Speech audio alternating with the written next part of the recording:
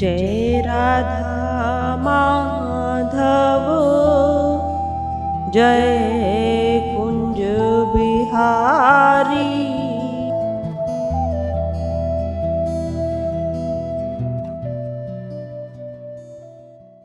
पूछा साध्वी जी, आप की जो प्रवचन है, जो आपका अपना प्रवचन आप करती हैं, बाहर प्रैक्टिकल जो आप बताती हैं, घटनाएं बताती, वो पूर्णतः सब मृत्यु की दिशा में ही होती हैं कि मृत्यु का सुधार कैसे हो, स्वयं का कल्याण कैसे। ये शरीर की अवस्था को देखते हुए लगता है आपके जीवन में कुछ घटित हुआ है। आपके समस्त भजन बहुत सीरियस मिलते, गंभीर प्रकृति के आप भजनों का गान करते। हमने उनसे यही कहा कि जीवन में ऐसा कुछ घटित नहीं हुआ है। हाँ, इतना अवश्य है कि जिस समय अपनी पोस्ट ग्रेजुएट की पढ़ाई कर रहे थे, भगवान में रुचि भगवत कृपा से बचपन से ही थी। बचपन से ही भगवान की तरफ ध्यान था, परिवार बहुत सुंदर था। परंतु जहां गुरुकुल में 7 दिन हम रहे और वहां 7 दिवसीय महायज्ञ चल रहा था, उस यज्ञ में प्रातःकाल सम्मिलित होते और संध्या में वापस घर आते, तो वहां यज्ञ में बड़े बड़े विद्वान जनों को, संत जनों को देखते, उनकी जीवन शैली को देखते। वो सब भी बहुत पढ़े लिखे एजुकेटेड संत, सब वो इतना संयमित उनका व्यवहार, इतना संयमित जीवन कि उनको जीवन के देखने मात्र से अपने आप आध्यात्मिक शिक्षा प्राप्त होती। वे कुछ कहीं भी नहीं, उनका जो जीवन शैली है, लाइफ स्टाइल है, यदि उसको देखें तो वह बहुत ज्ञान दे रहा। 1 सप्ताह वहां रहे, फिर किसी एक गुरुजन की सहायता से हमने वहां अष्टावक्र गीता को ले लिया। जिस समय वे अष्टावक्र गीता हमने पढ़ी तो भगवत कृपा से 15 दिन मौन धारण हो गया। हम सब इसीलिए कहते हैं, जिस भाई को ये लगता है कि साधु संत महात्मा पैसे के लिए बन जाते या अन्य कुछ घटित उनके जीवन में होता है, ये धारणा गलत है। हाँ, 100 में से 5% ऐसे भी होते हैं जिनके जीवन में कुछ गलत घटित होता है और वो महात्मा बन जाते हैं, परंतु सबके लिए नहीं। जैन धर्म में देखें, इतनी विद्वान संत जन, बहुत विद्वान संत जन, अच्छे संपन्न घरों से होते हैं जो अपने गृह त्याग देते, तो सबके प्रति वे धारणा नहीं होनी चाहिए। जहां भगवत कृपा से अष्टावक्र को पढ़ा और 15 दिन के लिए मौन हो गए, बस वहीं से भगवत कृपा से इस जीवन का प्रारंभ हो गया, वहीं से प्रारंभ। तो तभी से उस अष्टावक्र गीता में क्या है, हमारा मरण कैसे सुधरे, कैसे संसार से वैराग्य हमें मिले, जिससे जीवन सफल हो जाए, कैसे हमारा मरण सुधर जाए, वैराग्य कैसे हमें मिल जाए। संपूर्ण अष्टावक्र गीता इसी पे आधारित है। तो अष्टावक्र गीता ज्ञान सृज कही गई। जिस भाई ने उसे गंभीरता से एक बार भी जीवन में पढ़ लिया, केवल एक बार भी, उसके जीवन में परिवर्तन संभव है। यदि गंभीरता के साथ उसने उसको पढ़ा और जीवन में उतारा तो परिवर्तन साक्षात सामने दिखाई देता है। इतनी सुंदर अष्टावक्र गीता है। आज लोहड़ी का पर्व है, तो आप सबको आज के इस पर्व की बहुत बहुत शुभकामनाएं, बहुत बहुत बधाई। भगवत कृपा से त्योहार आज भी है और कल भी एक हमारा पर्व, कल मकर संक्रांति। तो मकर संक्रांति तो पूरे भारतवर्ष में बहुत हर्ष उल्लास के साथ मनाया जाता है मकर संक्रांति का पर्व। और पूरे भारत में हमारी संस्कृति तो सब एक, पर उसमें विभिन्नताएं बहुत। कहीं पर मकर संक्रांति को मकर संक्रांति ही कहते, कहीं पर इसको सकट भी कहते, कहीं पर इसको खिचड़ी का पर्व बोला जाता है, कहीं पर इसको सकरात भी कहते, केवल सकरात। तो पर्व एक ही है, मनाने की विधि भी एक ही है, पर नाम अलग अलग जगह पर अलग अलग नाम इसका कहा जाता है। मकर संक्रांति पर्व कल है, तो इस पर्व में जो भगवान सूर्य हैं वो अपनी दिशा को बदल देते हैं। अभी भगवान सूर्य दक्षिण यान कहे गए, दक्षिणायन कहे गए, तो भगवान सूर्य अपनी दिशा बदल देते हैं, उत्तरायण में भगवान सूर्य आ जाते हैं। तो जो बीच का समय है वो मकर संक्रांति का, भगवान सूर्य धेनु राशि में होते हैं और मकर राशि में प्रवेश पाते, तो जो बीच का समय रहा वो मकर संक्रांति का। तो बहुत लाभ, बहुत बड़ा पुण्य लाभ ये देने वाला पर्व। इस पर जो हमारे समाज का गरीब वर्ग, हम उसको दान देते। जो गरीब वर्ग है, जिस भाई पर जिस वस्तु का अभाव है, हम उसको प्रदान करते। मकर संक्रांति, अब पौष का महीना बहुत शरद महीना चल रहा है, तो इसमें तिल, मूंगफली, गरम वस्त्र, इन्हीं वस्तुओं का दान होता है, जिससे जो समाज में गरीब वर्ग हैं उनको सहायता मिले, उनका भी जीवन निर्वाह चल सके। तो इस निमित्त भी इसमें गरम वस्तुओं का दान किया जाता है। तो हमारे देश में त्योहार समय समय पर आते हैं और हमको यही प्रेरणा देते हैं कि हम अपने जीवन को सुंदर बनाते रहें, हर्ष उल्लास के साथ हम सबका जीवन चलता रहे, दान पुण्य भी उसमें बढ़ता रहे। कल का ही वे दिन है जो भीष्म पितामह, जो बाणों की शैया पर विराजमान थे, लेटे हुए थे और असहाय दर्द से पीड़ित थे, परंतु एक इच्छा लिए हुए थे कि इस युद्ध ये समाप्त हो, इसका क्या परिणाम निकलता है, बस उसको मैं अपनी आंखों से एक बार देख लूं, इस युद्ध का परिणाम क्या होता है। इस इच्छा को लिए बाणों की शैया पर भीष्म पितामह लेटे हुए थे और असहाय दर्द से पीड़ित थे, उसको सहन कर रहे थे। तो कल का ही वह दिन है जहां भीष्म पितामह ने अपनी इच्छा से शरीर का त्याग किया, अपनी शरीर को त्यागा, कल का ही वह दिन। तो कल भगवत कृपा से हमें ब्रह्म मुहूर्त में उठकर स्नान करना चाहिए और अपनी सामर्थ्य अनुसार पात्रता देखकर दान भी अवश्य करना चाहिए। जिस भाई को जिस वस्तु का अभाव है वह उसको अपनी सामर्थ्य अनुसार हम सबको देनी चाहिए, यह हम सबका कर्तव्य है। बोलिए श्री सच्चिदानंद भगवान की जय। एक साधक ने प्रश्न किया कि भगवान का दर्शन कैसे हो, भगवान को कैसे हम पा सके, उनका दर्शन कर सके, ऐसा क्या किया जाए।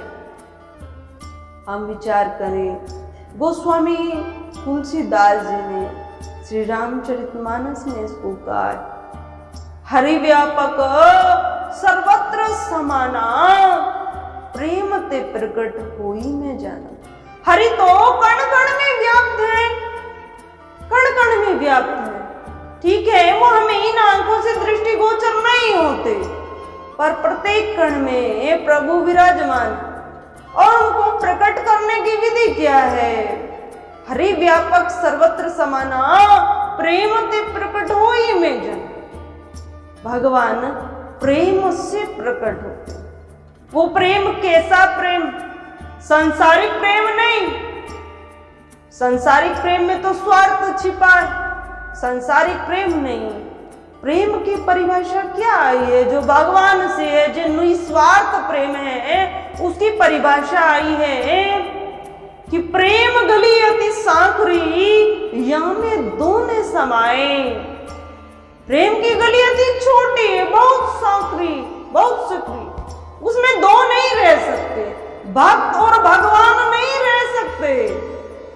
कर दो जो भक्त का अपना अभिमान है। मैं भक्त, ये देह अभिमान है, इसको विलीन करना पड़ेगा, भगवान प्रकट हो जाएंगे, भगवान हमारे में दृष्टिगोचर हो जाएंगे। केवल क्या करना है कि जो अपना अहम भाव है, अपना अभिमान है, उसको दूर करना है। भगवान और हमारे बीच यदि कोई पर्दा है तो वो अभिमान का, केवल अभिमान का पर्दा। जीवात्मा और परमात्मा के बीच यदि कोई भिन्नता है तो वो केवल अभिमान। जिस दिन यह अभिमान समाप्त हो गया, देह भाव, अपना अभिमान समाप्त हो गया, उसी दिन प्रभु हमें दृष्टिगोचर हो जाएंगे। हम देखते हैं कि वस्तुओं में अग्नि विद्यमान, वस्तु में अग्नि विद्यमान, परंतु पहले अग्नि का आवाहन करना पड़ता है, फिर अग्नि प्रकट हो जाती है, फिर वे दिखाई देती। पर वस्तुओं में अग्नि विद्यमान पहले से ही, पर उसका आवाहन वहां करना पड़ता है, तब अग्नि प्रकट हो जाती है, दिखाई देती है। तो भगवान प्रत्येक जगह पर है, सब जगह भगवान है, उनको प्रकट करने की एक ही, परंतु जिस दिन ये प्राण शक्ति शरीर का त्याग करती है, उस दिन एक उंगली भी नहीं उठ सकती, एक उंगली भी स्वतः नहीं उठ सकती। तो फिर इस शरीर की अपनी सामर्थ्य क्या है? ये हम अपना अभिमान पाल लेते, मैं भक्त, मैं पढ़ा लिखा, मैंने अमुक कार्य किया। क्या वो हमने किया? नहीं किया। वो तो शक्ति पाकर है, शरीर तो यंत्र है, इस यंत्र ने कार्य, शक्ति किसी और की थी, उस शक्ति से ही समस्त कार्यों का संपादन हुआ। हम देख रहे हैं यहीं पर बैठे हुए मंच पर पंखे लगे हैं, बल्ब लगा है, माइक चल रहा है, तो इन सब के नाम अलग है। किसी का नाम, इसका नाम माइक, पंखे जो हमें शीतलता प्रदान करते हैं उनको पंखे कहते हैं, किसी को हम लाइट कहते हैं जो रोशनी दे रही है। नाम सबका अलग है, नाम के अनुसार इनका आकार भी अलग है, परंतु ये सब किसकी सहायता पाकर काम कर रहे हैं? ये सब विद्युत शक्ति, करंट से सब काम कर रहे हैं। अभी बिजली चली जाए, अभी गई थी ना, लाइट भी बंद हो गई, पंखा माइक सब बंद हो गया। तो यदि वे प्राण शक्ति चली जाए तो फिर हमारा ही नहीं, पशु पक्षी, जलचर, थलचर, नभचर, कीट पतंग, किसी का शरीर कार्य नहीं करता। तो ठीक है, हम सबका नाम रूप अलग है, परंतु प्राण शक्ति आत्मा सब में वही, आत्मा दूसरी नहीं, आत्मा एक ही है और सब में वही। तो इस शरीर की अपनी कोई सामर्थ्य नहीं। तो सबसे पहला कारण यही है कि भक्त और भगवान में, भक्त भगवान का दर्शन यदि नहीं कर सकता तो उसका एक ही कारण है, कहीं ना कहीं अंतःकरण में अभी अभिमान बैठा है। जिस दिन अभिमान समाप्त होगा, कहीं ना कहीं से भगवान का दर्शन उसे अवश्य होगा, अवश्य होगा। इसका मतलब ये नहीं है, इसका अभिप्राय कि भगवान शंकर चक्र गदा लेकर हमारे सामने प्रकट हो जाएंगे, यह अभिप्राय नहीं।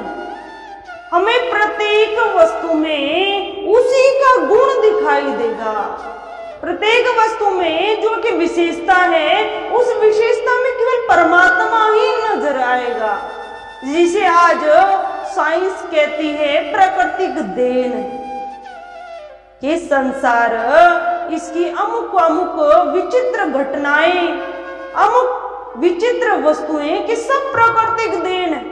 वो प्राकृतिक देन ही नहीं है, वो ईश्वर उस विशेषता को लिए उस वस्तु में बैठे, परमात्मा की ही वह विशेषता है। और प्रत्येक मानव में, प्रत्येक जीव जंतु में कोई ना कोई एक विशेषता अवश्य होती। तो हम सब की सार्थकता इसी में है कि हम इस मैं भाव को, अपने देह भाव को विलीन कर जाएं। प्रेम गलियति सांकरी या में दो न समाई, कि यदि भगवान को प्रकट करना चाहते हैं, इन्हीं नेत्रों से भगवान का दर्शन करना चाहते हैं, तो फिर जो भाव हमारा है उसमें हमें परिवर्तन करना होगा। नभ से शिखा तक पूर्ण परमात्मा ही है, उससे भिन्न कुछ है ही नहीं। मैं भाव को विलीन करना होगा। भजन में बहुत सुंदर बात आई, गर्भवास में कॉल किया था, नाम जपूंगा मैं तेरा। इस झूठी दुनिया में आकर नाम भूल गया मैं तेरा। हम सब जितने यहाँ पर बैठे, हम सब इस पृथ्वी पर आए हैं, तो हमारा जन्म गर्भ से ही हुआ है, माँ के उदर से ही हम सब ने जन्म लिया है। हम वहां पर देखें, ऐसा शास्त्रों में भी आया है। और एक गर्भ गीता है जिसमें केवल गर्भ के दुखों का ही वर्णन है। यदि उसे हम गंभीरता से बढ़ें तो शरीर के रोम रोम, कहते हैं ना, शरीर के जो रोम रोम है वो खड़े हो जाते हैं, डर लगता है, भयभीत शरीर कांपने लगता है। इतना कष्ट गर्भ का, गर्भ को एक नरकूप कहा गया, और उस नरकूप से हम सब होकर आए। उस नरकूप में हम सब रहे, और रहे कैसे हैं? रहे कैसे हैं? हम उल्टे लटके रहते थे, सर नीचे पांव ऊपर, रहे ऐसे। भगवत कृपा से आज हमें जरा सा कुछ कहीं से कट जाए, वहां पर कुछ तीखा लग जाए, नमक लग जाए या अन्य कुछ लग जाए, तो वहां पर दर्द होता है। और वहां पर हमने कितना कष्ट सहा। जब मां के गर्भ में हम सब थे तो 3 महीने तक कोई स्किन नहीं बनती, आगे भी बहुत हल्की स्किन बनती। और जैसे जैसे 4 महीना 5 महीना हुआ तो वो प्राण शक्ति आई। जिस समय वो प्राण शक्ति आती, फिर माँ जो भी पान करती, यदि गर्म पेय पदार्थ का पान करती तो वो भी बालक को जाकर लगता है, वो भी बालक को जाकर लगता है, वहां पर वो विचलित हो जाता है, बहुत कष्ट पाता है। और यदि माँ तीखा खाती है तो वह भी सीधा जाकर शरीर पर लगता है वहां पर। और रहता कहाँ है कि सर कहाँ रहता है, मुख कहाँ रहता है? जहाँ मलमूत्र है वहां पर मुख रहता है। आज हम सब बहुत घृणा करते हैं, कहीं ऐसी जगह पर 2 मिनट यदि खड़ा भी रहना पड़े तो घर आकर तुरंत स्नान करते, परंतु हम आए उसी गंदगी से। तो हम उसमें रहकर भगवान से प्रेरणा प्रार्थना करते रहे, हे प्रभु मुझे इस नर्क कूप से बाहर निकालो। कब तक मैं उल्टा यहाँ पर रहूं, कब तक रहता रहूं? मुझे इस नर्क कूप से बाहर निकालो। यही प्रार्थना हम सब ने की। और कहते कि गर्भ तक हमें पिछले जन्मों की सारी याद रहती है। मैं पिछले जन्म में क्या था वो गर्भ तक हम सबको याद रहता है। ये गर्भ गीता की बात। और जैसे ही बालक का जन्म हुआ और जैसे ही संसार में प्रवेश पाया तो पिछली स्मृति सब विलुप्त हो जाती है, सब कुछ हम भूल जाते हैं। और वो अच्छा भी है। किसी ने कहा यदि वो स्मृति बनी रहती तो सृष्टि चलने वाली नहीं थी। और जितने भाई लोग आए हैं, हम सब आए जड़ भरत बन जाते, किसी का कोई व्यवहार चलने वाला नहीं था। यदि वे स्मृति बनी रहती तो प्रभु से प्रार्थना कर मुझे इस नरकूप से बाहर निकालो। गर्भवास में कॉल किया था, नाम जपूंगा मैं तेरा। मैं प्रभु से वादा करके आया हूं कि प्रभु जाकर इस पृथ्वी पर ऐसे कर्म करूंगा कि पुनः इस नरक कूप में मुझे न आना पड़े। बस अब की बार मुझे इस नरकूप से अब बाहर निकाल दीजिए। प्रभु की कृपा से सबका हमारा जन्म हुआ, प्राण शक्ति आई, भगवत कृपा से अपने घर परिवार के कार्यों को भी किया। अब उन कार्यों को किया, प्रातः काल से संध्या तक शरीर की पूजा हम करते रहे। अब शरीर को सुबह के समय इसी प्रकार का नाश्ता देना है, उसके बाद इसी प्रकार का भोजन करना है, उसके बाद शरीर को 2 घंटे बाद वो एक अभी आती है ना ग्रीन टी, बस वही देनी, अन्य कोई टी नहीं देनी, ग्रीन टी ही देनी। इतना ध्यान शरीर का रखते हैं, सुबह से शाम तक शरीर की पूजा कर रहे हैं। ठीक है, हम इस शरीर का ध्यान रखें, बहुत अच्छी बात है, रखना चाहिए। जितना इस यंत्र का, इस मशीन का हम ध्यान रखेंगे, ये उतना अच्छा हमें सहयोग देगी। पर वो सहयोग भजन में होना चाहिए, साधन में होना चाहिए, परोपकार में होना चाहिए। केवल सुबह से शाम तक यदि इसी को सुंदर बनाने में लग रहे तो जीवन की सार्थकता नहीं। क्षण भंगुर जीवन को कहा गया, किसी भी क्षण इस यंत्र को हमें छोड़ना होगा। किसी भी क्षण, वो दिन भी हो सकता है, रात्रि भी हो सकती है, शरीर का त्याग करना हो। तो शरीर से हम यंत्र की भांति ही काम लें कि इसको खिलाएं पिलाएं, सुंदर बनाकर रखें, पर सुंदर ही इससे हम काम भी लें। ये हमारा परमार्थ पथ का पथिक बन जाए, हमारा जो परमार्थ पथ है इसके द्वारा सुंदर बन जाए। हमारे जन्म जन्मांतरों के जो बंधन है वो सदा के लिए दूर हो जाए। इस हेतु हमें इस यंत्र का प्रयोग करना चाहिए, इसका ध्यान रखना चाहिए। शरीर से ही परमार्थ है और शरीर से ही संपूर्ण व्यवहार, तो शरीर का ध्यान अवश्य रखें, पर इसके ध्यान में ही हम न रह जाएं, क्योंकि ये कंचन जैसी काया, भजन में सुना, हाड़ जले जैसे सूखी लकड़ी, केस जले जैसे घास, कंचन जैसी काया जल गई, कोई ना आया पास। कि ये इतना सुंदर शरीर जिसे जीवन भर सजा कर रखा, भगवान हमको, हम सबको कुछ संकेत देते रहते हैं। समय समय पर संकेत भगवान हमें अवश्य करते हैं। भगवान कहते हैं ठीक है संसार में तुम जा रहे, परंतु समय समय पर मैं तुम्हारे कान में घंटी अवश्य बजाऊंगा कि तुम जाग जाओ, तुम चेत जाओ कि अब किस अवस्था में हो, क्या करने यहाँ आए। तो समय समय पर भगवान हमारे कान में घंटी भी बजाते। पहली घंटी बजाते हैं कि बाल हमारे सफेद हो गए, पहली घंटी बजी कि बाल सफेद हो गए। आज कुछ केमिकलों का प्रयोग भी बढ़ रहा है, उसके कारण भी जो बहुत कम आयु के बच्चे हैं उनके बाल भी सफेद हो जाते हैं, परंतु उसको शास्त्रों में नहीं कहा गया है। जो एक एज के बाद 45 वर्ष के बाद जो बाल सफेद होते हैं, तब भगवान की घंटी बजती है, एक संकेत आता कि देखो अब ये बाल सफेद हो गए। अब जीवन में बचपना भी चला गया, जो युवा अवस्था थी वे भी जा रही।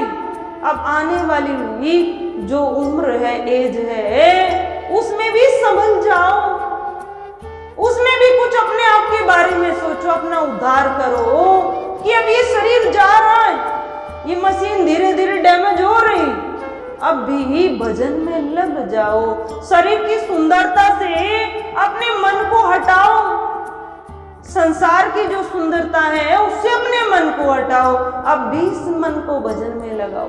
पहली घंटी पर आज हम उसका सब विपरीत करते, आज विपरीत करते हैं।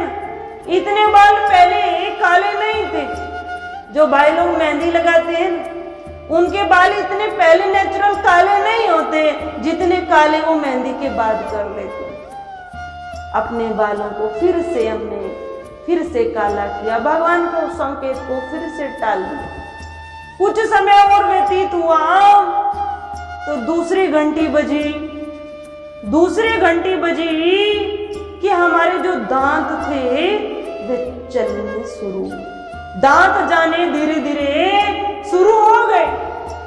अब भगवान सचेत करते हैं कि अब भी जाग जाओ, जो संसार के प्रति जो भोजन में तुम्हारी रुचि, उसकी आसक्ति का त्याग करो, हर प्रकार का जो एक टेस्ट है उसका त्याग करो और भगवान के भजन में लग जाओ। जैसा सुबह शाम पर्याप्त मात्रा में कुछ मिले उसको पाओ और अपने मन की आसक्ति को नष्ट करते हुए प्रभु चरणों में लग जाओ। परंतु हमने उसका भी विपरीत किया। आज पेंच वाले दांत चले, पेंच फिट करा लेते कि उसको निकालना ही नहीं पड़े, बार बार निकालें, उसकी सफाई करें, उस झंझट से भी छुटकारा पाया और जाकर फ्रेम को देखते हैं, कितना सुंदर फ्रेम, बस मुझे इतने सुंदर दांत ही लगने चाहिए। अब सुंदर दांत पेंच वाले चले हैं तो वो लगवाए, उसको भी हमने हटा दिया। कुछ समय धीरे धीरे और बढ़ा, तब हमारे आंखों की, कानों की जो शक्ति थी वह क्षीण हो गई। आंखों से दिखाई देना कम हुआ, कानों से सुनना कम हो गया। भगवान ने तो संकेत यह किया था कि अब कानों की शक्ति क्षीण हो रही, बाहर की संसारिक वार्तालापों को सुनना बंद करो, केवल भजन का प्रयोग करो, केवल भजन को बढ़ाओ, संसारिक वार्तालाप में अपनी शक्ति को न लगाओ, बाहर की आसक्ति भरी बातों का श्रवण मत करो, केवल भगवान का चिंतन करो। ऐसा संकेत भगवान ने किया, पर हमने वह भी टाल दिया। कुछ समय पश्चात एक संकेत और आया कि शरीर डगमगाने लगा, हिलने लगा। भगवान का संकेत कह रहा है कि अब ज्यादा जो घूमने की, बाहर जाने की, भ्रमण करने का जो आदत बनी है उसे अवॉइड करो। अब ज्यादा बैठने की वृत्ति बनाओ कि बैठकर इस मन को भगवान से लगाओ, भगवान का भजन करो, केवल एक स्थान पर बैठे हुए अपनी वृत्ति को भगवान से जोड़ो, भगवान का संकेत। परंतु हमने उसका भी हम विपरीत करते, व्हील चेयर मंगवाते और पूरे मकान में उस व्हील चेयर को लेकर घूमते रहते। जिसके पास भी व्हील चेयर होती वो एक स्थान पर रुकता नहीं, हर समय इधर से इधर, इधर से इधर वो घूमता ही रहता है, रुकता नहीं। तो भगवान तो हमें बहुत संकेत करते हैं और अंतिम क्या आता है? अंतिम संकेत तो सीधा आता है कि प्राण शक्ति, शरीर का त्याग हो गया, प्राण शक्ति चली गई। अंतिम संकेत भगवान। तो भगवान तो हमें समय समय पर सचेत करते, समय समय पर हमें ऐसी ऐसी प्रेरणा देकर समझाते हैं कि अब जाग जाओ, अब जाग जाओ, अब जाग जाओ। परंतु इन सबको समझ पाना, इन संकेत को समझ पाना और इनके अनुसार भी अपने जीवन को सुंदर बना लेना, ये कौन भाई कर सकता है? ये कौन माता कर सकता है?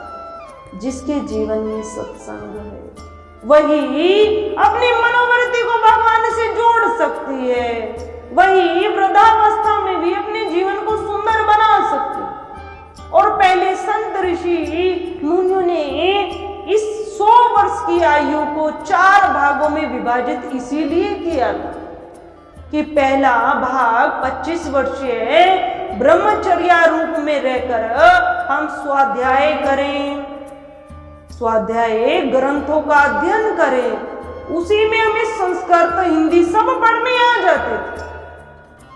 उसके बाद गृहस्थ जीवन में जाएं, गृहस्थ जीवन में रहकर 25 वर्ष तक अब साधन भजन तो पहले किया है, स्वाध्याय किया है, गृहस्थ नियमों को अपनाकर 25 साल तक गृहस्थ में रहे। उसके बाद वानप्रस्थ और वानप्रस्थ के बाद संन्यास धर्म, संन्यास अर्थात संसार के प्रति जो मोह है, ममता है, उसको नष्ट करना ही संन्यास कहलाता है। पर वानप्रस्थ की तो प्रथा नहीं रही, साधु संत भी आज वानप्रस्थ में नहीं रहते, जो ग्रस्त साधु से। पर हम इस संसार में रहे कोई बात नहीं, घर परिवार में रहे कोई बात नहीं, केवल भगवान के संकेतों की ओर ध्यान करते हुए, अपने जीवन की ओर देखते हुए बस केवल भजन को बढ़ाएं, केवल भजन को बढ़ाएं। कभी भी हृदय में ये भाव आता है कि मुझे अमुक के निमित्त ये काम करना है और ये क्रिया गलत है, ये काम गलत है, तो वहां अपने मन को हम मारें, वहां अपने मन को समझाएं कि ये क्रिया तो मैं कर रहा हूं, इस क्रिया का लाभ भी अमुक व्यक्ति को होगा, पर जिसको लाभ हो रहा है उसको पाप नहीं होगा। अमुक क्रिया गलत है तो पाप इसका मुझे होगा, पाप उसको नहीं होगा। क्यों? क्योंकि मेरे द्वारा संपादित हुई है, मैंने इस क्रिया को किया। भगवान वाल्मीकि, ऋषि वाल्मीकि की कथा भी हमें यही प्रेरणा देती कि जो कर्म जिस व्यक्ति ने किया है उसी को उसका फल मिलता है, उसी को उसका परिणाम भोगना पड़ता है। और जिसके निमित्त हम कर रहे हैं उसको लाभ तो मिल सकता है, परंतु वह उसका भोगता नहीं बन सकता। तो हम किसी के लिए कोई साथ जाएगा नहीं, आज तक संसार में कोई किसी के साथ गया नहीं, जाएगा नहीं। हम सब बचपन से इस बात को सुनते हुए, देखते हुए आ रहे। क्या कोई किसी के साथ गया है? कोई कितना भी प्यारा कहने वाला कि बहुत स्नेह हम तुमसे करते, पर वह साथ गया नहीं। और जब एक का साथ छूट गया तो दूसरे ने कितने दिन तक शोक मनाया, कितने दिन तक दुखी हुआ? एक दिन तक, ज्यादा से ज्यादा 2 दिन तक। उसके बाद जैसा पहले था ना उसी पोजीशन में आ गया। उस समय शक्ति बहुत बलवान है, तुरंत भूल जाता, तुरंत उस चीज का जो प्रेम था, शक्ति थी, वह नष्ट भी बहुत जल्दी हो जाती है। समय के साथ अपने पराये रोते हैं दिखाने के लिए, कुछ तो समय निकाल हरि गुण गाने के लिए। आप सबको भी ये बात पता होगी कि गुजरात में एक रुदाली संस्था है, रुदाली।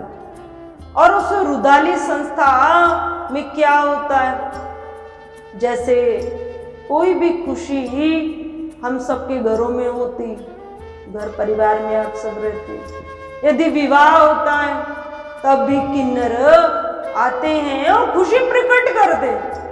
और यदि पुत्र की प्राप्ति होती, अब तो भगवत कृपा से बेटी में भी, बेटी के जन्म पर भी आते, और नहीं आते तो जो अच्छे शुभ संस्कारी हैं उनको फोन कर बुला लेते, पर बुलाते अवश्य।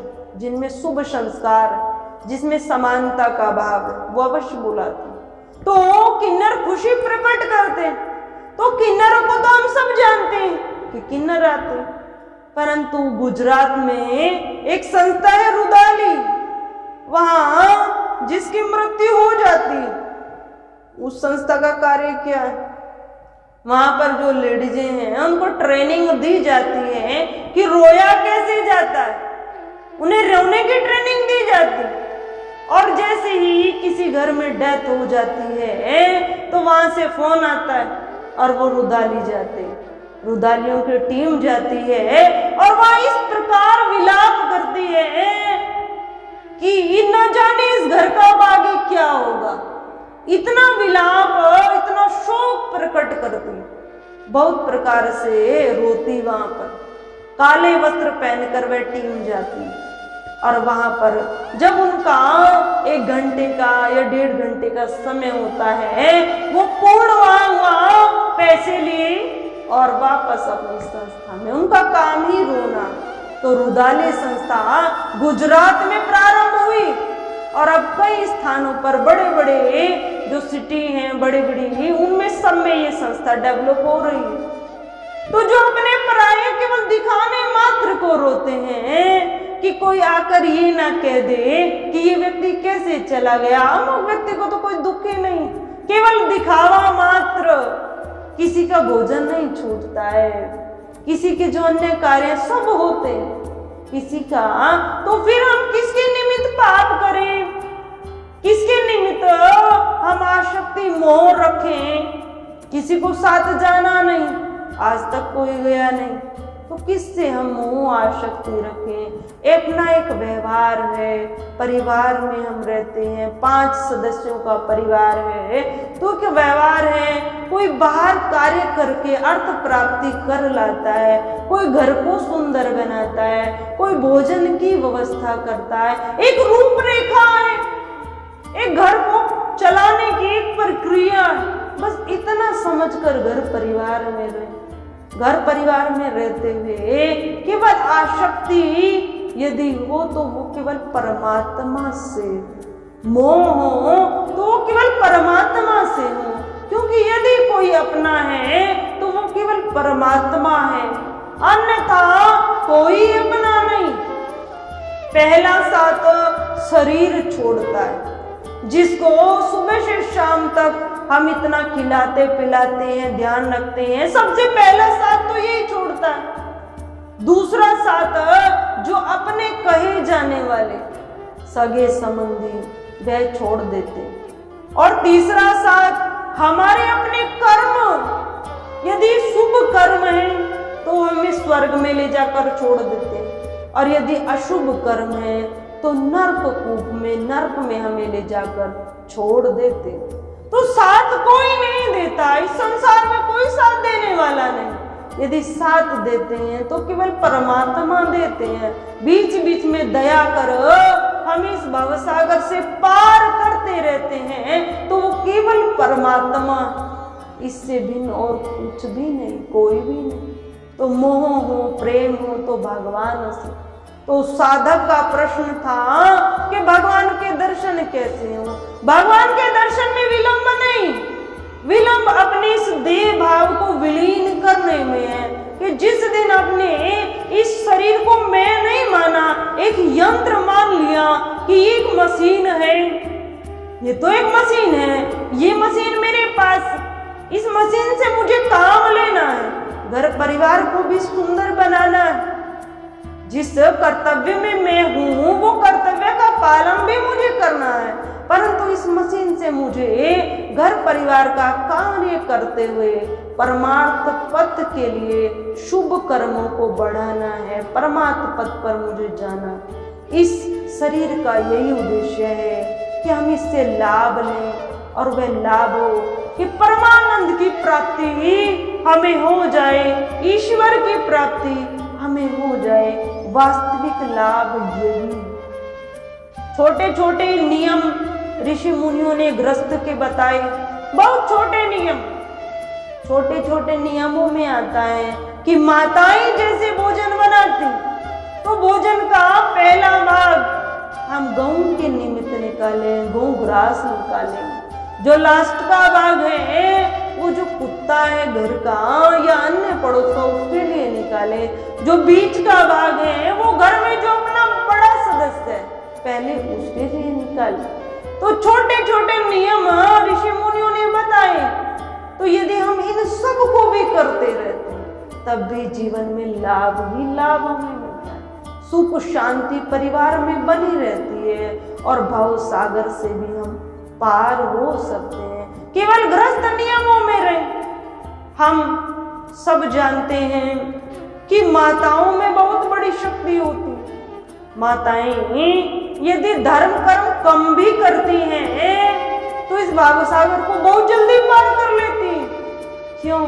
क्योंकि माताओं के अंदर प्रेम होता है, माताओं के अंदर करुणा होती, दया माताओं के अंदर होती है।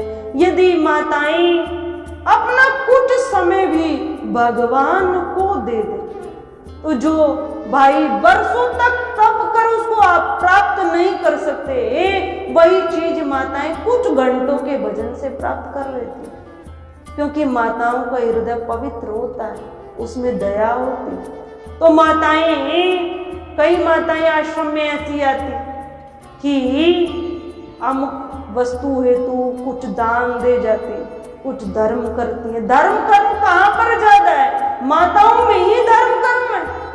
सबसे ज्यादा माताओं में ही धर्म कर्म पाया जाता है और माताओं में ही वे शक्ति है कि अपने बच्चों को भी वे धर्म कर्म सिखाते हैं।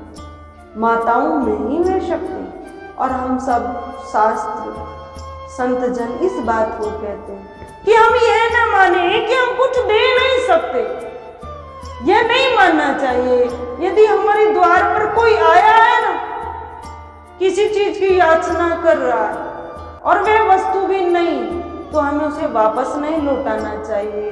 भले ही हमें अपने घर की कुछ भूमि, कुछ मिट्टी उठाकर हम उसको दान में दें, परंतु देना अवश्य चाहिए। किस दिशा में कौन सा ग्रह, नक्षत्र, कौन सा देवता हमारी परीक्षा लेने आया है, यह हमें नहीं मालूम। देना अवश्य चाहिए। और जो हमारे घर में बच्चे, उनके हाथों से भी हमें दान कराना चाहिए। ये संस्कार उनको भी देना चाहिए। जो आश्रम में माताएं आती कि वो किसी निमित्त कुछ दान दे जाती, तो वो कहती क्या है कि जो भाई जी है ना, उनके सामने मत कहना कि जो भाई जी हैं आपके, उनके सामने इसकी चर्चा मत करना। तो हमने उनसे पूछा ऐसा क्यों? ऐसा क्यों? ये अर्थ तो उन्हीं का है, आप तो घर में रहती, लेकर तो वही आए। कहती है साध्वी जी ठीक है, वो लेकर आए और देते सब कुछ मेरे हाथ में, वो कुछ छुपा कर नहीं रखते, मुझे ही देते हैं। पर साध्वी जी कुछ ऐसे संस्कार उनके हैं कि धर्म कर्म में उसे लगाते नहीं, भले ही रखा रहे, धर्म कर्म में नहीं लगाते। और साध्वी जी उस धन की पवित्रता कब है? जब उसमें से 10% दान होता रहे, किसी निमित्त, परोपकार के निमित्त हो जाता है। तो ये धर्म कर्म माताएं ही करती, उन्हीं के हाथ से ज्यादा होता। तो माताएं यदि कुछ समय का भजन भी करें तो उनका सार्थक हो जाता है, क्योंकि धार्मिकता में माताओं को बहुत आगे रखा गया। ये शास्त्र कहता है पूजन में माताओं का बहुत उच्च स्थान है। बस अपने कुछ समय को भगवान को हम दे, अपने भजन को हम बढ़ाएं। जब जागो तभी सवेरा कहा गया है ना, छोटा सा कुछ शब्दों का ये सिद्धांत है। जब जागो तभी सवेरा। यदि वृत्ति इस समय में भी, इस अवस्था में भी हम सबकी भगवान की तरफ हो गई, भगवान का भजन हम करने लगे, तो मनोवृत्ति का सुधार हो जाएगा।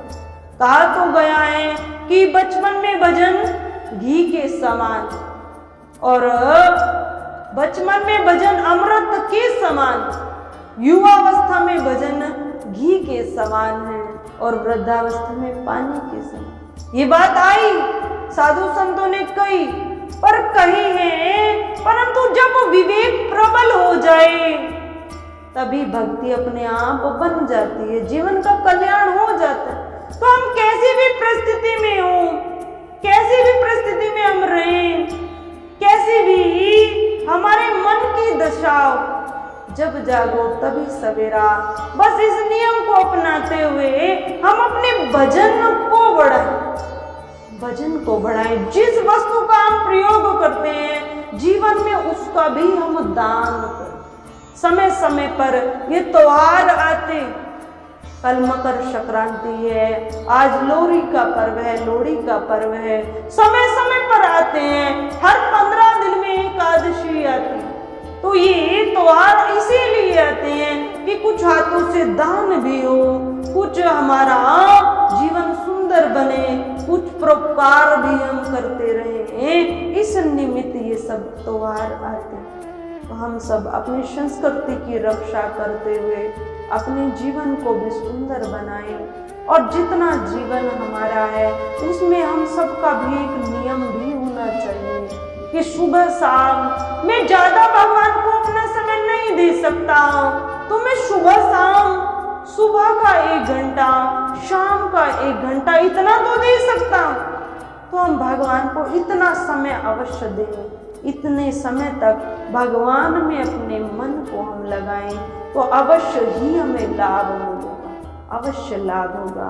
हम करके अपने जीवन में अवश्य देखें। बोले श्री सच्चिदानंद भगवान की जय। अब की बार संस्था में आए तो भगवत कृपा से कुछ और नया देखने को मिला। ये संस्था भी दिनों दिन तरक्की पर ही है, डेवलप हो रही, सुंदर संस्था बन रही। परंतु संस्था सुंदर बने, ये बाह्य वस्तु सुंदर संस्था को नहीं बना सकती। सुंदरता संस्था की कब है? जब जो आने वाले भक्तजन हैं उनमें वृद्धि, जो सत्संग जने हैं, जो सत्संग को सुनने आते, उनमें वृद्धि। संत जन जब बोलता है ना, वो संत नहीं बोलता है। हमारे गुरु जी की भी यही मान्यता थी, अन्य संतों की यही मान्यता थी कि संत नहीं बोलता है। बोलता कौन है? व्यासपीठ पर जो विराजमान है उसको प्रेरणा कहाँ से मिलती है?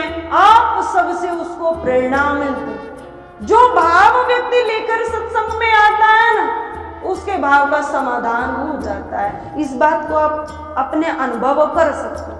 किसी दिन यदि कोई दुविधा में आप आते हैं ना, सत्संग उसका समाधान कर सकता है, अपने आप कर देता है, कहने की आवश्यकता नहीं।